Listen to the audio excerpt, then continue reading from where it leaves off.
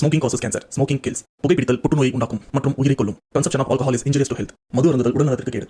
Subscriber real life incident inspired by subscribers. இந்த சந்தாதாரர்களின் உண்மை பேசும் சம்பவம் உங்களால் உருவாக்கப்பட்டவை.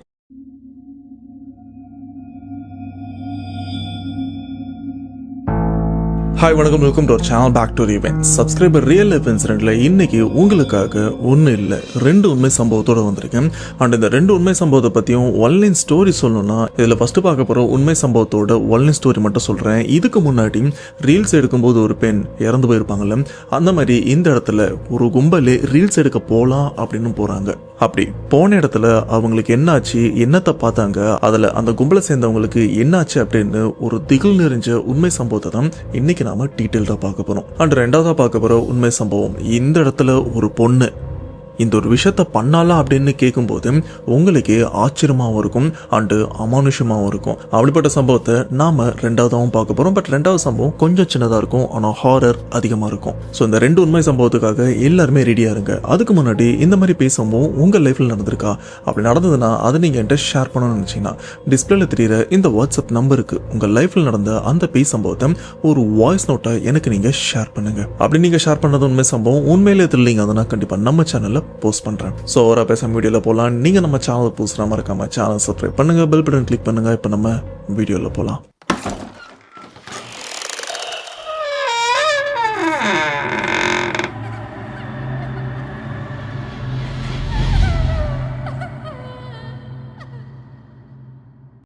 ஓகே, ஃபர்ஸ்ட் பார்க்க போகிற உண்மை சம்பவத்தை நமக்கு ஷேர் பண்ண சப்ஸ்கிரைபர், இவங்க நேம் திவ்யதர்ஷினி. இவங்க கொடைக்கானலையும் சேர்ந்தவங்க. அண்ட் திவ்யதர்ஷினி இவங்க ஒரு நர்சிங் ஸ்டூடெண்டாகவும் இருந்துட்டு இருக்காங்க. அண்ட் இந்த சம்பவம் யாருக்கு நடந்திருக்குன்னு பார்த்தீங்கன்னா திவ்யதர்ஷினி இவங்களுக்கும் இவங்க கூட இருந்த ஃப்ரெண்ட்ஸ் கேங்குக்கும் தான் இந்த ஒரு சம்பவமும் நடந்திருக்கு. அதுவும் எப்பன்னா 2 வருஷத்துக்கு முன்னாடி. திவ்யதர்ஷினி இவங்க ஒரு நர்சிங் ஸ்டூடெண்ட் அப்படின்றதுனால டெய்லி காலேஜுக்கு போயிட்டு வர்றது இவங்களுக்கு ஒரு வேலையா இருக்கும். ஒரு லெவலுக்கு அப்புறம் அந்த ஒரு காலேஜ் லைஃப் கொஞ்சம் போர் அடிச்ச மாதிரியா இருக்கு. ஸோ இதனால கொஞ்சம் பிரேக் வேணும், கொஞ்சம் சின்னதாக ஒரு ட்ரிப்பு போயிட்டு வரலாம் அப்படின்னு திவ்யதர்ஷினி அவங்க ஃப்ரெண்ட்ஸ் கிட்ட டிஸ்கஸ் பண்ணவும் ஆரம்பிக்கிறாங்க. அண்ட் இவங்களுக்கு கிட்டத்தட்ட 10 பெஸ்ட் ஃப்ரெண்ட்ஸ் வந்துட்டு இருக்காங்க. எல்லாருமே காலேஜில் தான். அவங்ககிட்டயும் போயிட்டு இந்த மாதிரி பிரேக் வேணுண்டி கொஞ்சம் ஒரு சின்னதாக ட்ரிப்பு போயிட்டு வரலாமா அப்படின்னு கேட்க அந்த 10 பேர்கிட்டையும் கேட்குறாங்க. இதில் ஒருத்தர் நான் வரேன், இன்னொருத்தர் நான் வரல அப்படின்னு சொல்லி அப்படி இப்படி கிட்டத்தட்ட ஒரு 5 பேர் திவ்யதர்ஷினி இவங்களோட சேர்த்து 5 பேர் தான் அந்த ட்ரிப்புக்கும் பிளான் பண்ணுறாங்க. சரி, ட்ரிப்புக்கு பிளான் பண்ணிட்டாங்கப்பா, எந்த ஊருக்கு போக போகிறாங்க? இவங்க இருக்கிறதே கொடைக்கானல் தான். மற்ற ஊரில் இருக்கிறவங்களாம் ட்ரிப்பு அப்படின்னு கொடைக்கானலுக்கு போவோம். கொடைக்கானலில் இருக்கிற இவங்களே எங்கே போவாங்க அப்படின்னு கேட்டிங்கன்னா திவ்யதர்ஷினி இவங்களுக்கு மற்ற ஊர்லாம் போய் பார்க்கணும், அதுலேயும் கன்னியாகுமரியில் போய் சூரியன் உதிக்கிற சன்ரைஸ் அந்த ஒரு விஷயத்தையும் பார்க்கணும் அப்படின்னு ரொம்ப நாள் ஆசையா வந்துட்டு இருக்கு. இதனால திவ்யதர்ஷினி அண்ட் அவங்க கூட இருக்கிற மற்ற ஃப்ரெண்ட்ஸ் இந்த 5 பேருமே கொடைக்கானல் இருந்து கிளம்பி கார்ல இப்போ கன்னியாகுமரிக்கும் போயிட்டு இருக்காங்க. இப்படி எந்தவித பிரச்சனையுமே இல்லாம கன்னியாகுமரிக்கும் போறாங்க. கன்னியாகுமரியில போயிட்டு விடிய காலையில அந்த அழகான சூரியன் உதிக்கிற அந்த ஒரு விஷயத்தையும் பார்த்து ரொம்பவே சந்தோஷப்படுறாங்க. அண்ட் அப்படியே அங்க இருக்கிற பேச்சுப்பாறைக்கும் போறாங்க. அங்கேயும் அழகான பெரிய டேமும் இருக்கு. அந்த இடத்தெல்லாம் சுத்தி பார்த்துட்டு இருக்காங்க. அண்ட் பிரியதர்ஷினி இவங்களுக்கு கொடைக்கானல இருந்து அங்க இருக்கிற விஷயத்த பார்த்து கொஞ்சம் சலிச்சும் போயிருக்கு. அதனால இந்த மாதிரி இடத்த கன்னியாகுமரியில இருக்கிற இந்த மாதிரி இடத்த பார்க்கும்போது இவங்களுக்கும் கொஞ்சம் புதுசாகவும் இருக்கும். அங்க இருக்கிற அந்த இயற்கையோட அழகை ரசிச்சுட்டும் இருக்காங்க. இவங்க கூடவே இவங்க ஃப்ரெண்ட்ஸ் எல்லாருமே அந்த விஷயத்த என்ஜாய் பண்ணிட்டும் இருக்காங்க. இப்படி வேடிக்கை பார்த்துட்டு இருக்கும்போது திவ்யதர்ஷினி இவங்களோட ஃப்ரெண்ட் ஒருத்தவங்க, அவங்களுக்கு இந்த ரீல்ஸ் பண்றதுனா ரொம்பவே பிடிக்கும். ஸோ அங்க இருக்கிற இடத்தெல்லாம் பாக்குறாங்க, நிறைய வீடியோஸும் எடுத்துட்டு இருக்காங்க. அப்ப அந்த டேம் இருக்கிற அந்த பகுதியை விட்டு கொஞ்சம் தள்ளியே வராங்க. அங்க காடு மாதிரியான ஒரு இடமும் இருக்கு. அதை பார்க்கும்போது இந்த இடத்துல ஒரு ரீல்ஸ், அதுவும் நம்ம எல்லாருமே ஒன்னா ரீல்ஸ் எடுத்தா எப்படி இருக்கும் அப்படின்னு கூட இருக்கிற மற்ற பொண்ணுகிட்ட எல்லாம் கேட்க, அப்ப திவ்யதர்ஷினி இவங்க என்ன சொல்றாங்கன்னா, நீ ரீல்ஸ் எல்லாம் எடு, ஒன்னும் பிரச்சனை இல்லை, ஆனா இங்க இருந்து வேற எங்கேயும் போயிடாத, எல்லாருமே ஒரே இடத்துல இருக்கிறது தான் சேஃப் அப்படின்னு அவங்களும் இங்க இருக்கிற அந்த பொண்ணுங்களோட சேஃப்டியை பார்த்துட்டு இருக்காங்க. இப்படியே சுத்தினவங்க சாயங்காலம் 5 மணி ஆகுது. அந்த 5 மணி ஆகும் போதும் அந்த பெண் அந்த இடத்துல ரீல்ஸ் எடுத்துட்டு இருக்கும் போது 5 மணிக்கு மேல இந்த இடத்துல இருட்ட ஆரம்பிச்சதுன்னா வழி தெரியாது, ஸோ அந்த இடத்துக்கு போகாது, இதான் இருந்தாலும் எங்க முன்னாடியே பண்ண தள்ளிலாம் போகாது அப்படின்னு சொன்னதுக்கு அப்புறம் அந்த பொண்ணும் புரிஞ்சுக்கிறாங்க. அண்ட் இந்த இடத்துல ஒரு சில வீடியோ எல்லாம் எடுத்து பாக்குறாங்க. ஆனா ரீல்ஸ் இன்ஸ்டாகிராம்ல போஸ்ட் பண்ற அந்த ரீல்ஸுக்கு எதுவுமே கரெக்டா பர்ஃபெக்டா இல்ல அப்படின்றதுனால இந்த இடம் கொஞ்சம் போர் அடிக்குது, வேற எங்கன்னா போலாமா அப்படின்னு அவங்களும் அந்த இடத்துல டிஸ்கஸ் பண்றாங்க. 5 மணிக்கு மேல இப்படியே கொஞ்சம் தள்ளி போன உடனே அந்த இடத்துல இந்த படகு சவாரி எல்லாம் இருக்கு. ஆனா டைம் ஆனதுனால அங்க இருக்கிற படகு எல்லாத்தையுமே ஓரமா வச்சுட்டு ஆளுங்க எல்லாருமே போயிட்டு இருக்காங்க. என்னடி இந்த இடமும் செட் ஆகல, சரி அப்படியே வேற எங்கன்னா போலாம், அது ஒரு ரூட் மாதிரி போகுது, அந்த பக்கமாக போகலாமா அப்படின்னு சொல்ல, பட் திவ்யதர்ஷினி இவங்க என்ன சொல்கிறாங்கன்னா, ஏய் அந்த சைட்லாம் போகக்கூடாது, அது கொஞ்சம் சிக்கலான இடம் அப்படின்னு சொல்கிறாங்க. ஆக்சுவலாக இந்த இடத்துல அந்த ஒரு விஷயத்த சொல்லலாமா வேணாமா அப்படின்னு நானே கொஞ்சம் யோசிக்கிறேன். அது என்னன்னு பார்த்தீங்கன்னா, இப்போ இந்த ரீல்ஸ் எடுக்கிற பொண்ணு அந்த சைடில் ஒரு வழி போகுதுன்னு சொன்னாங்க பார்த்தீங்களா, அங்கே கூட போகலான்னு சொல்லியிருப்பாங்க. பட் திவ்யதர்ஷினி இவங்களும் வேண்டான்னு சொல்லியிருப்பாங்க. அதுக்கு காரணம் அந்த சைடில் வேற பிரிவினர் மக்கள்லாம் வாழ்ந்துட்டு இருக்காங்க, அங்கே போனால் கண்டிப்பாக நமக்கு தான் பிரச்சனை வரும், அந்த சைடில் நம்ம போனாலே கண்டிப்பாக பிரச்சனை பண்ணுவாங்க, ஸோ இதனால் அந்த சைடில் போக வேண்டாம் அப்படின்னு இவங்களையும் தடுத்துடுறாங்க. இதுக்கப்புறம் அப்படியே கொஞ்சம் இருட்டுது. அந்த ரீல்ஸ் எடுக்கிற விஷயம் வந்து பெருசாக ஒர்க் அவுட் ஆகலை. எந்த ஃபுட்டேஜுமே நல்லா இன்ஸ்டாகிராமில் போஸ்ட் பண்ணுற மாதிரி பர்ஃபெக்டாக இதுவுமே மாட்டல. ஸோ இதுவே இவங்களுக்கு ஒரு ஏமாற்றமாக இருந்துட்டு இருக்கு. அண்ட் இதுக்கப்புறம் அங்கே இருக்கிற பெண்கள் இந்த ட்ரிப்பை இன்னும் கொஞ்சம் சுவாரஸ்யமாக்குறதுக்கு, ஏய் பேசாமல் நான் ஆன்லைனில் இந்த ஓய்ஜா போர்ட் கேமை ஆர்டர் பண்ணவா, நம்ம கொஞ்சம் ஹாரராக விளையாடலாம், ஏன்னா கொஞ்சம் போர் அடிக்கிற மாதிரி இருக்கே அப்படின்னு சொல்ல, கூட இருக்கிற ஃப்ரெண்ட்ஸும் சரி ட்ரை பண்ணலாம் அப்படின்னு சொல்கிறாங்க. பட் இவங்களுக்கு ஆன்லைனில் அந்த சமயம் அந்த ஓய்ஜா போர்டும் கிடைக்கல. என்னடி நம்ம எதிர்பார்த்தது ஒன்று, பட் இங்கே நடக்கிறது ஒன்று அப்படின்னு இவங்களும் கொஞ்சம் ஏமாற்றம் அடைகிறாங்க. அப்போ அந்த டீமில் இருக்கிற இன்னொரு பொண்ணு என்ன சொல்கிறாங்கன்னா, ஏய் பேசாமல் நம்ம இப்படி பண்ணலாமா, இந்த பேய்ங்க கூட கம்யூனிகேட் பண்ணுற மாதிரி ஏதாச்சும் ஒரு விஷயத்த லைவாக நேரடியாக ஒரு அமானுஷமான இடத்துக்கு போயிட்டு அதை முயற்சி பண்ணி பார்க்கலாமா, ஏன்னா இந்த ஓய்ஜா போர்டெலாம் கொஞ்சம் போர் தான், நீ ஆர்டர் பண்ணி அது எப்போ நம்ம விளையாடுறது, எனக்கு இந்த இடத்துல ஒரு இடமும் தெரியும், ஒரு அமானுஷமான இடம், பேசாமல் அந்த இடத்துல போயிட்டு நாம ஏன் இந்த பேய்களை உணரக்கூடாது அப்படின்னு ஒரு விபரீதமான விஷயத்த கூட இருக்கிற ஒரு பொண்ணும் சொல்றாங்க. இந்த விஷயத்தை கேட்ட திவ்யதர்ஷினியா இருக்கட்டும், கூட இருக்கிற மற்ற பொண்ணுங்களா இருக்கட்டும், இதெல்லாம் பண்ணக்கூடாது வேண்டாம் அப்படின்னு சொல்லுவாங்கன்னு எதிர்பார்த்தா அவங்களும் ஏய் வா ட்ரை பண்ணி பார்க்கலாம் அப்படின்னு எல்லாருமே அன்னைக்கு பகல்ல இல்ல நைட் டைம்ல அந்த ஊர்ல இருக்கிற ஒரு அமானுஷமான இடத்துக்கும் போறாங்க. அது இவங்க கிளம்பி போறது ஒரு நடுராத்திரி. அந்த 5 பொண்ணுங்களும் அந்த அமானுஷமான இடத்தை நோக்கி நடந்துதான் போறாங்க. ஏன்னா நைட் டைம்ல வண்டி ஃபெசிலிட்டி கிடையாது, நடந்துதான் போயிட்டும் இருக்காங்க. அப்படி நடந்து போயிட்டு இருக்கிற அந்த ஒரு விஷயத்த அக்கம் பக்கத்துல இருக்கிற, அதாவது அந்த அமானுஷமான இடம் இருக்கு பாத்தீங்களா, அந்த சரௌண்டிங்ல இருக்கிற ஒரு சில ஆண்களும் பாக்குறாங்க. பார்த்த உடனே இந்த 5 பெண்களையும் தடுத்து வழிமறிச்சு நிறுத்துறாங்க. ஏமா நீங்களாம் யாரு, இந்த பக்கம் எதுக்கு போறீங்க, இந்த பக்கம்லாம் நீங்க போகக்கூடாது, அதுவும் நீங்க வயசு பொண்ணுங்களா இருக்கீங்க, நைட் டைம்ல உங்களுக்கு இந்த பக்கம் போகிறதுக்கு அனுமதி கிடையாது, இந்த சமயம் இந்த பக்கம் ஆண்கள் தான் போவாங்க, நீங்க போனீங்கன்னா கண்டிப்பா பிரச்சனை வரும் அப்படின்னு அவங்கள எச்சரிக்கிறாங்க. அண்ட் இங்கே இருக்கிற 5 பொண்ணுங்களுக்கும் ஒரு விதமான ஏமாற்றமும் இருக்குது. சரிங்கய்யா நான் இங்கே இருந்து கிளம்பிடுறோம் அப்படின்னு இந்த 5 பெண்களும் இந்த இடத்த விட்டும் கிளம்புறாங்க.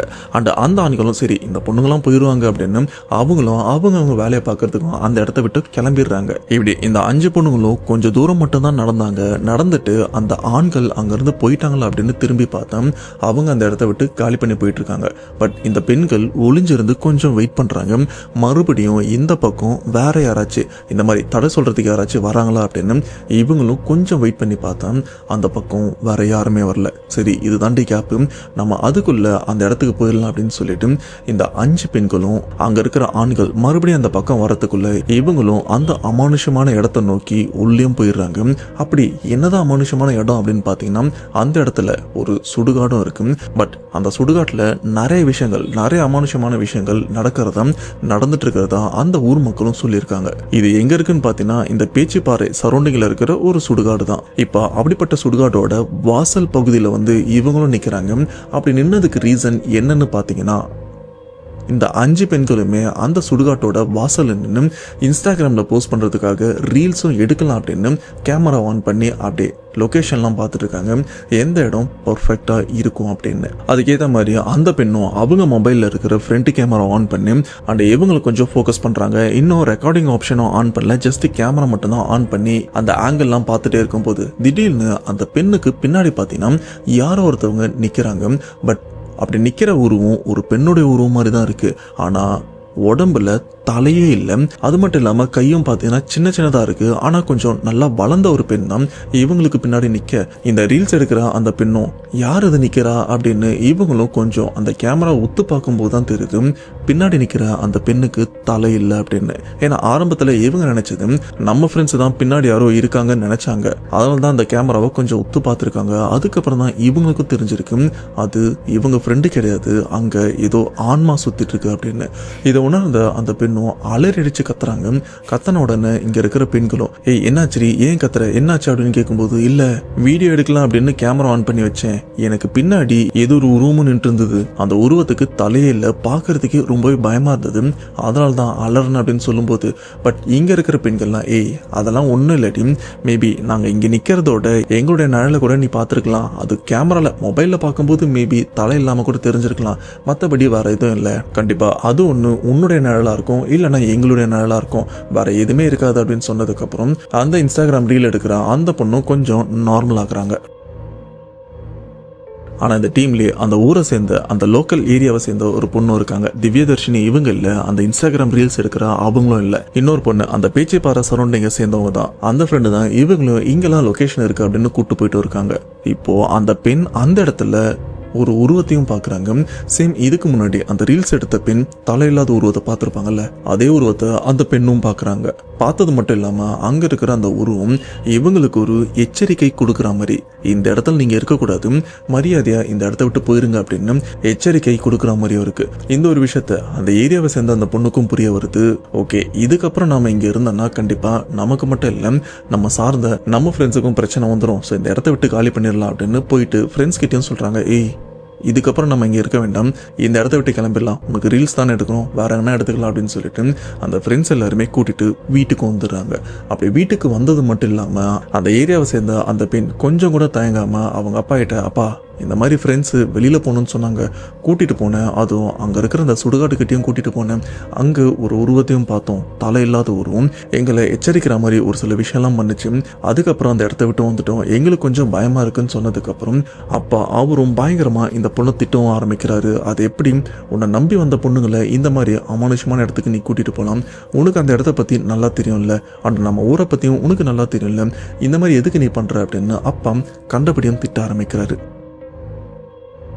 அப்படி திட்டினது மட்டும் இல்லாமல் சரி நடந்து போயிடுச்சு, எதுவும் ஆகாது, இதுக்கோ நீ சர்ச்சுக்கு போயிட்டு பசங்க எல்லாருக்குமே ப்ரே பண்ணி விடு அண்ட் ஃபாதர் கிட்ட சொல்லு, எல்லாமே பார்த்துப்பாரு அப்படின்னு சொன்னதுக்கப்புறம் இவங்க அடுத்த நாள் சர்ச்சுக்கும் போகிறாங்க. அங்கே இருக்கிற ஃபாதர் கிட்ட சொன்னதுக்கப்புறம் இதெல்லாம் ஒன்றும் இல்லைம்மா அப்படின்னு ஃபாதர் அவங்களுக்காக ப்ரே பண்ணி அண்ட் இந்த புனித தண்ணிலாம் தெளிச்சு அவங்களையும் அந்த இடத்த விட்டும் அனுப்புகிறாங்க. அண்ட் இந்த 5 பொண்ணுங்களும் கன்னியாகுமரியில் திருவட்டார் அப்படின்ற ஒரு ஏரியாவில் தான் அங்கே பெண்கள் விடுதியும் இருக்கு. அண்ட் அந்த பெண்கள் விடுதி இந்த 5 பெண்கள் இருக்காங்களே அதில் ஒருத்தவங்களோட சொந்தக்காரங்க தான் அந்த விடுதியை நடத்தி வராங்க. அதனால இவங்க அங்கே தங்கறதுக்காக பாதி ரேட்ல ரூமும் கொடுத்துருக்காங்க. ஸோ இவங்களும் சேஃபா அந்த பெண்கள் விடுதியிலையும் தங்கியிருக்காங்க. இதுக்கப்புறம் மறுபடியும் அப்படியே அன்னைக்கு வெளியில சுத்திட்டு அன்னைக்கு இவங்க தங்குற அந்த பெண்கள் விடுதியில வந்து இவங்களுக்கு ஒரு 2 ரூமும் கொடுத்துருக்காங்க. அந்த ரூம்ல இவங்க எல்லாருமே தூங்கிட்டு இருக்காங்க. இதுல ஒரு இடத்த பார்த்தாலே இங்க ரீல்ஸ் எடுக்கணும் அங்க ரீல்ஸ் எடுக்கணும் அப்படின்னு ஒரு பெண் இருப்பாங்கல்ல, அவங்களும் அவங்க ரூம்ல தூங்கிட்டு இருக்காங்க. பட் தூங்கிட்டு இருக்கும்போது பார்த்தீங்கன்னா அன்னைக்கு நைட்டு ஃபுல்லாக அவங்களுக்கு விசித்திரமான நிறைய விஷயங்களும் நடக்கவும் ஆரம்பிக்குது.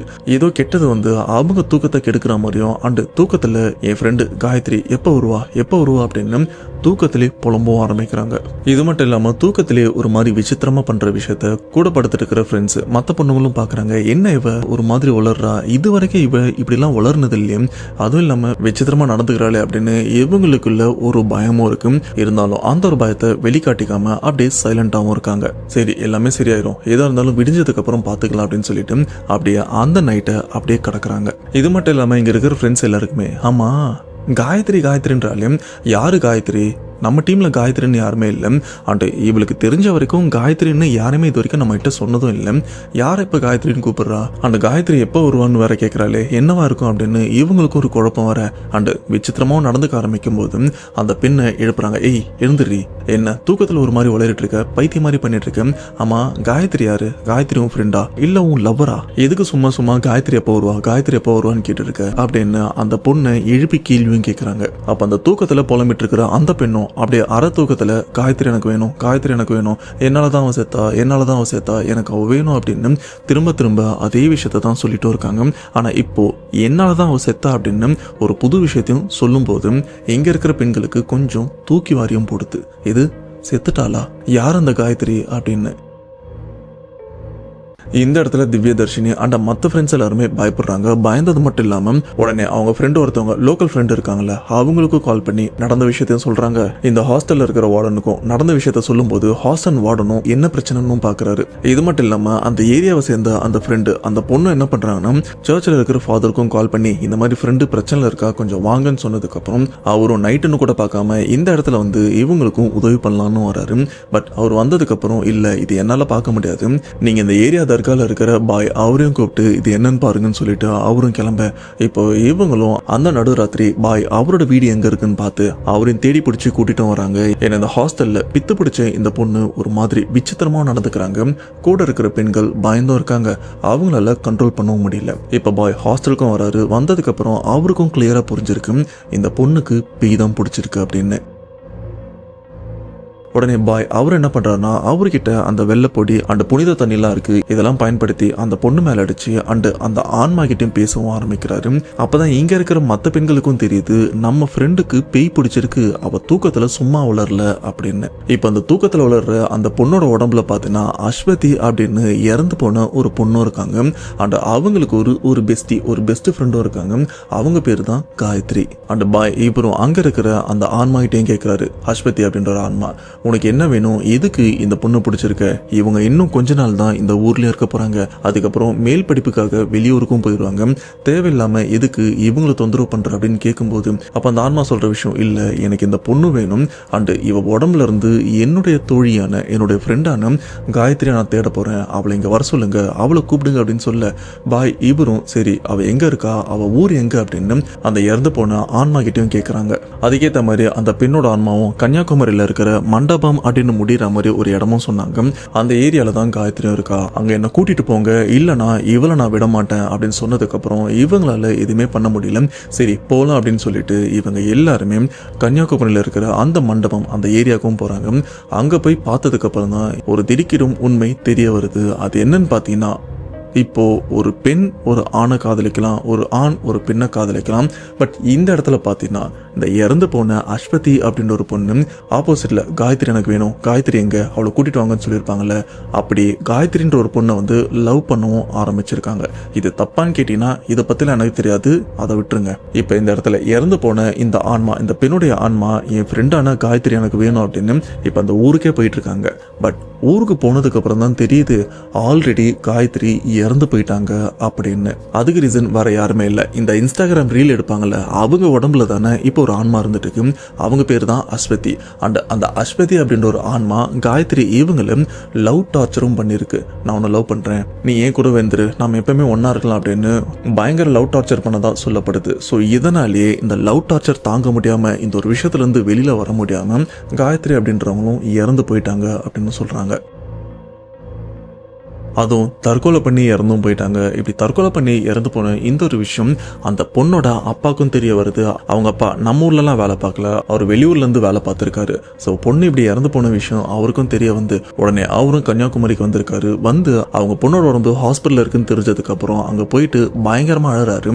அண்ட் அதுக்கப்புறம் தான் அவருக்கும் தெரியுது என் பொண்ணு இயற்கையால இறந்து போல, தற்கொலை பண்ணி இறந்து போயிருக்கா, அதுவும் இந்த மாதிரி லவ் டார்ச்சரால. ஸோ இதனாலே என் பொண்ணோட உடம்ப நான் வாங்க மாட்டேன் அப்படின்னு அந்த இடமே ஒரு கலவர பூமி மாதிரியும் இருந்திருக்கு. கடைசி வரைக்கும் இறந்து போன காயத்ரி அவங்க உடம்பு வந்து சரியான முறையில அடக்கமும் பண்ண முடியாத ஒரு சூழ்நிலையும் இந்த சண்டையில ஏற்பட்டிருக்கு. சோ இந்த ஒரு விஷயம் தெரிஞ்ச அஸ்வதி இவங்களும் என்னாலதான் என் ஃப்ரெண்ட் இறந்து போயிட்டா, நான் இந்த மாதிரி விஷயம் பண்ணாம இருந்தேன்னா அவ இன்னொரு உயிரோடு இருந்திருப்பான், அட்லீஸ்ட் என் கூட ஃப்ரெண்டா வச்சு இருந்திருப்பாள் அப்படின்னு அவங்களும் அவங்க பண்ண தப்போட வீரியம் என்னன்னு தெரியாமலே ஒரு சைடு ஃபீல் பண்ணிட்டு இருக்காங்க. இப்படி ஃபீல் பண்ணதுக்கு அப்புறம் ஒரு நிலைமைக்கு அப்புறம் இவங்களும் யோசிக்கிற விஷயம் பேசாம நம்மளும் காயத்ரி போன இடத்துக்கு போயிடலாம் அப்படின்னு அவங்க வீட்டு பாத்ரூம்ல இருக்கிற ஆசிட் எடுத்து குடிச்சிடுறாங்க. இப்படி ஆசிட் குடிச்ச விஷயம் வீட்டுக்கு தெரிஞ்சதுக்கு அப்புறம் அவங்களையும் அறக்க பறக்க ஹாஸ்பிட்டலுக்கும் கூட்டு போறாங்க. ஆனா ஹாஸ்பிட்டலுக்கு கூட்டு போறதுக்குள்ள அங்க இருக்கிற ஆசிட்டோட வீரியம் கொஞ்சம் அதிகமா இருந்திருக்கு. ஸோ உள்ள இறங்கின உடனே உள்ள இருக்கிற ஆர்கன்ஸ் உடல் பாகங்கள் எல்லாமே பார்த்தீங்கன்னா அந்த ஆசிட்டால கொஞ்சம் கொஞ்சமா அழிஞ்சிட்டே வந்து கடைசியா அவங்களும் எந்த சிகிச்சை பலனும் இன்றி ஹாஸ்பிட்டல்லே இறந்தும் போயிடுறாங்க. இப்ப அஸ்வதி இவங்களும் இறந்துடுறாங்க. இறந்ததுக்கு அப்புறம் இவங்களையும் வழக்கம் போல அடக்கமும் பண்றாங்க. அப்படி அடக்கம் பண்ணதுக்கு அப்புறம் அந்த பேச்சிப்பாறையில இருக்கிற பர்டிகுலர் அந்த ஏரியால மட்டும் அந்த இறந்து போன பெண்ணோட ஆன்மாவோட நடமாட்டம் அந்த இடத்துல அதிகப்படியா இருக்கிறதாவும் அது நிறைய பேர் அதுக்கு பாதிக்கப்பட்டதாகவும் சொல்லப்படுது. இப்ப அப்படிப்பட்ட அந்த இடத்துல தான் ரீல்ஸ் எடுக்கணும்னு போயிட்டு இவங்க ஃப்ரெண்டும் அந்த இறந்து போன பெண்ணோட ஆன்மா கிட்ட மாட்டிக்கிட்டாங்க. ஆனா அந்த ஏரியால இந்த ஆன்மா சுத்திட்டு இருக்குன்ற விஷயத்த நம்பாத திவ்ய பாரதி இவங்களுடைய ஃப்ரெண்ட்ஸ் அவங்களும் கன்னியாகுமரியில தான் இருக்காங்க, ஆண் நண்பர்கள். ஸோ அவங்க என்ன பண்றாங்கன்னா இது உண்மையிலே இருக்கா இல்லையா அப்படின்னு நானும் செக் பண்ணி பார்க்குறேன் அப்படின்னு அந்த பேச்சுப்பாறை கிட்ட இருக்கிற அந்த பர்டிகுலர் ஏரியால நைட்டு பசங்க எல்லாருமே போயிருக்காங்க. அப்படி போன இடத்துல அங்க அந்த உருவத்தோட நடமாட்டம் இருக்கிறத அவங்களும் கண் கூட உணர்ந்திருக்காங்க. அதுவும் சாதாரணமாலாம் இல்லை. இதுக்கு முன்னாடி அந்த இடத்துல அந்த பெண்கள் தலையில்லாத உருவத்தை பார்த்துருப்பாங்களே, அதே மாதிரி தான் தலையில்லாத ஒரு பெண்ணோட உருவத்தையும் அங்க பார்த்துருக்காங்க. இப்படிப்பட்ட ஒரு விஷயம் தெரிஞ்சதுக்கு அப்புறம் பாய் இவரும் சரி முடிஞ்சு போயிருச்சு, நீங்க 2 பேருமே இறந்து போயிட்டீங்க, அண்ட் உன் ஃப்ரெண்டு காயத்ரி உயிரோட இருந்தா கூட அவளை உன்கிட்ட பேச வைக்கலாம், ஆனா அவளும் இப்போ உயிரோட இல்லை, அவ இறந்ததுக்கு நீயும் காரணமா இருக்க, இப்போ உன்னால இந்த பொண்ணுக்கும் பிரச்சனை வரக்கூடாது, மரியாதையை அந்த பொண்ணை விட்டுட்டு போயிரு அப்படின்னு சொல்லும்போது கூட அந்த அஸ்வதியோட ஆன்மா அதெல்லாம் முடியாது அப்படின்னு விடாப்பிடியாவும் இருந்திருக்கு. பட் எப்படியோ அந்த பெண்ணுடைய ஆன்மாவை அவங்க உடம்புல இருந்து எப்படியோ வெளியும் கொண்டு வந்துடுறாங்க. கொண்டு வந்ததுக்கு அப்புறம் அந்த ஆன்மாவையும் விரட்டி விட்டுறாங்க. இதுக்கப்புறம் இந்த பொண்ணை தொந்தரவு பண்ணக்கூடாது அப்படின்னு. ஸோ இதுக்கப்புறம் இங்க இருக்கிற திவ்யதர்ஷினி மற்ற ஃப்ரெண்ட்ஸ் எல்லாருமே அவங்க வேலையை பார்க்கலாம், படிப்பை பார்க்கலாம் அப்படின்னு சொல்லிட்டு அவங்க ஊருக்கும் போயிடுறாங்க. பட் போன அடுத்த ஒரு வாரத்திலையும் திவ்யதர்ஷினி இவங்களுக்கு ஒரு சோகமான விஷயமும் தெரிய வருது. அது என்னன்னா, ஏதாச்சும் இடத்த பார்த்தா ரீல்ஸ் எடுக்கணும் அப்படின்னு ஒரு ஃப்ரெண்டு இருப்பாங்கல்ல, அவங்கள தானே பேய் பிடிச்சது. அந்த பெண் அடுத்த ஒரு வாரத்திலே இறந்தும் போயிட்டாங்க. அதுவும் இறந்ததுக்கு ரீசன் அவங்கள எந்த ஆன்மா எந்த பேய் பிடிச்சதும் அந்த பேயால தான் அந்த பொண்ணு இறந்து போனாங்க அப்படின்னு அதுக்கப்புறம் தான் இவங்களுக்கும் தெரிய வந்திருக்கு. அண்ட் ஸ்டில் இப்போ வரைக்கும் கன்னியாகுமரி மாவட்டம்ல இருக்கிற அந்த பேச்சிப்பாறை அந்த ஏரியா சரௌண்டிங்கில் பார்த்தீங்கன்னா இந்த அமானுஷமான விஷயம் ஸ்டில் இப்போவும் தொடர்ந்து நடக்கிறத அந்த ஏரியாவில் இருக்கிற ஒரு சில பேரும் சொல்லியிருக்காங்க. இந்த சம்பவத்தை நமக்கு ஷேர் பண்ணவங்களும் சொல்லியிருக்காங்க. இது கூடவே திவ்யதர்ஷினி இவங்களும் அவங்க ஃப்ரெண்டை இழந்துட்டுமே அப்படின்னு ரொம்பவே வருத்தப்படுறாங்க.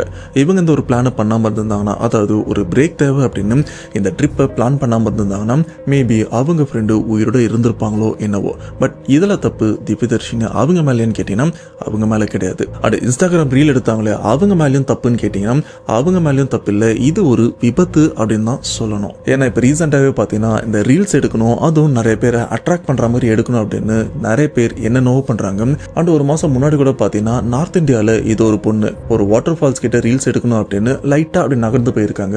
அப்படியே கால் ஸ்லிப் ஆகி கீழே விழுந்திருக்காங்க. அங்கேயே ஸ்பாட்ல இறந்தும் போயிருக்காங்க. அந்த சமயம் அவங்களுக்கு தெரியாது நாம ஒரு அடி எடுத்து வச்சோன்னா இறந்து போயிரும் அப்படின்னு. ஸோ இந்த மாதிரி அவங்களுக்கு இது போல நடக்கும்னு முன்கூட்டியே தெரிஞ்சிருந்ததுன்னா கண்டிப்பா அதெல்லாம் பண்ண மாட்டாங்க. ஸோ அப்படி பார்க்கும்போது இது எல்லாமே ஒரு விபத்துன்னு தான் சொல்ல முடியும். ஸோ இது எப்படியோ திவ்யதர்ஷினி அண்ட் மற்ற ஃப்ரெண்ட்ஸ் இப்போ அவங்க இறந்து போன ஃப்ரெண்டை ரொம்பவே மிஸ் பண்றாங்க. அண்ட் எல்லாருமே இப்போ வெளியூர்ல அவங்க நர்சிங் படிப்பை கண்டினியூ பண்ணிட்டு இருக்காங்க. இதுல இருந்து புரியுற ஒரு விஷயம்னு பார்த்தீங்கன்னா ரிஸ்க் எடுக்கலாம் தப்பு இல்லை, பட் ஓவரா ரிஸ்க் எடுத்தனா கண்டிப்பா நமக்கு தான் பிரச்சனை. ஸோ இந்த இன்சிடென்ட்டை கேட்கும்போது உங்களுக்கு எப்படி ஃபீல் ஆகுது அப்படின்றத மறக்காம கமெண்ட் பாக்ஸில் மென்ஷன் பண்ணுங்க. இது கூடவே இந்த மாதிரி ஒரு சுச்சுவேஷன்ல நீங்களும் ரீல்ஸ் எடுக்கணும்னு நினைப்பீங்களா? உங்க ஃப்ரெண்ட்ஸ்ல யாராச்சும் இந்த ரீல்ஸ் பைத்தியம் இருக்காங்களா? அவங்களுக்கு மறக்காம இந்த வீடியோவை சென்ட் பண்ணுங்க அண்ட் அவங்க நேம் கமெண்ட் பாக்ஸில் மென்ஷன் பண்ணுங்க.